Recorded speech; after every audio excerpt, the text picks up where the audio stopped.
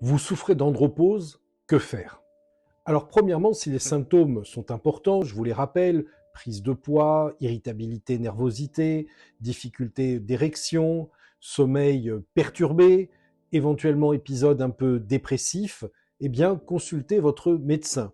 Il pourra alors vous prescrire une prise de sang pour savoir quel est le taux réel de testostérone dans votre sang. Et il pourra vous prescrire éventuellement un traitement. Donc ça, c'est la première étape. Mais moi, je veux me concentrer sur la relation avec votre conjoint. Là, comme je l'avais dit pour la ménopause, c'est l'affection et la tendresse qui doivent régner en maître. Pourquoi?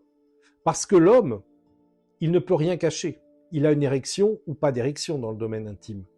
Et donc, si des difficultés apparaissent, il va en général avoir un stress important qui se loge dans la tête et chaque nouveau rapport sera l'occasion de développer une anxiété qui pourra amener dans une espèce de boucle de plus en plus problématique une difficulté d'érection puisque celle-ci, je vous le rappelle, est un phénomène naturel, elle ne se commande pas par la conscience. Donc si votre conjoint se pose des questions suite à cette andropause, entourez-le de votre tendresse et de votre affection.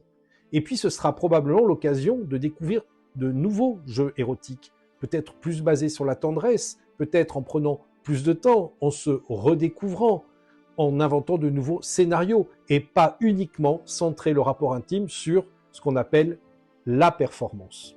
Par ailleurs, je vous invite, et posez-moi toutes les questions en commentaire, à regarder du côté des TCC, les thérapies cognitives et comportementales, qui sont de très bons outils pour réapprendre à réutiliser son sexe de manière optimale.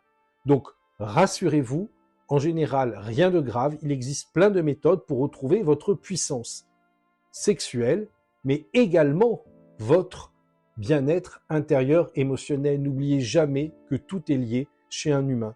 Donc, le couple, à l'occasion de l'andropause, peut réellement se redécouvrir.